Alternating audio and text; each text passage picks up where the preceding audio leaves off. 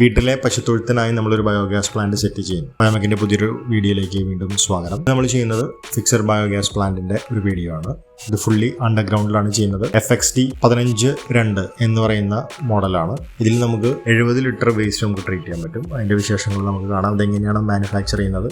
മറ്റേതൊക്കെ നമ്മൾ പോർട്ടബിൾ പ്ലാന്റിന്റെ വീഡിയോസാണ് ഇടാറ്. ഇതെങ്ങനെയാണ് നമ്മൾ മാനുഫാക്ചർ ചെയ്യുന്നതൊക്കെ കാണാം. ഇതൊരു ക്ഷീരവികസന പദ്ധതിയുടെ ഭാഗമായിട്ടാണ് നമ്മൾ ഈ പ്ലാന്റ് ഇവിടെ ചെയ്യുന്നത്. അനിൽകുമാർ എന്നാണ് പേര്. പാവർട്ടി അടുത്താണ് സ്ഥലം. എന്തായാലും വീഡിയോ സ്കിപ്പ് ചെയ്യാതെ കാണുമെന്ന് തന്നെ പ്രതീക്ഷിക്കുന്നു. പോകാം വീഡിയോയിലേക്ക്. നമ്മൾ ആദ്യം ചെയ്യുന്നത് ഭൂമി കുഴിക്കുക എന്നുള്ളതാണ്. എക്സ്കവേഷൻ ആണ് ചെയ്യുന്നത്. എക്സ്കവേറ്റർ ഉപയോഗിക്കുന്നു. നമ്മൾ കുഴി കുഴിക്കുന്നു. അപ്പം നമ്മുടെ സാന്നിധ്യത്തിൽ വേണം കുഴിയെടുക്കാനായിട്ട്. ചിലർ പറയും അഡ്വാൻസ് ആയിട്ട് കുഴി എടുത്ത് വെക്കാന്ന് പറയും. പക്ഷേ അങ്ങനെ എടുത്ത് വെക്കുമ്പോൾ നമുക്ക് ഒരുപാട് ബുദ്ധിമുട്ടുകളാണ് നേരിടേണ്ടി വരുന്നത്.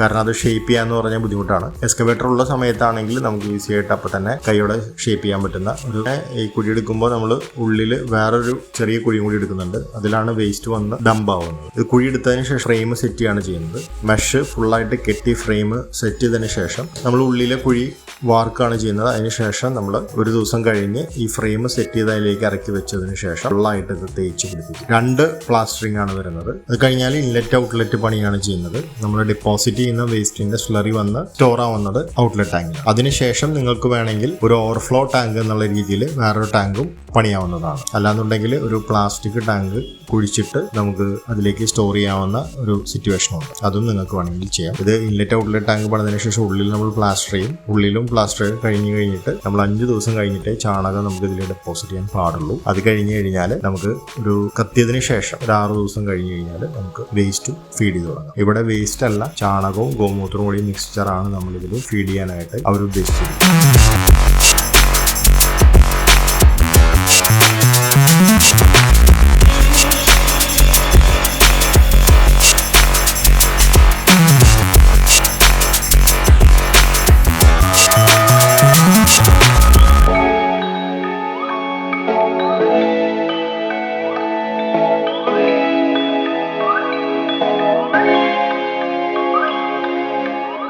ഇന്നത്തെ വീഡിയോ നിങ്ങൾക്ക് ആർക്കെങ്കിലും പശുത്തൊഴുത്തിൽ നിന്ന് ബയോഗ്യാസ് ഉണ്ടാക്കാനും അതേപോലെ തന്നെ മറ്റേത് മൃഗങ്ങളുടെയും വളർത്തുമൃഗങ്ങളുടെയും വിസർജ്യം കൊണ്ട് നിങ്ങൾക്ക് പ്ലാന്റ് ചെയ്യാവുന്നതാണ്. അതുപോലെ തന്നെ സെപ്റ്റിക് ടാങ്കും നമുക്ക് ഈ പ്ലാന്റായിട്ട് കണക്ട് ചെയ്യാവുന്നതാണ്.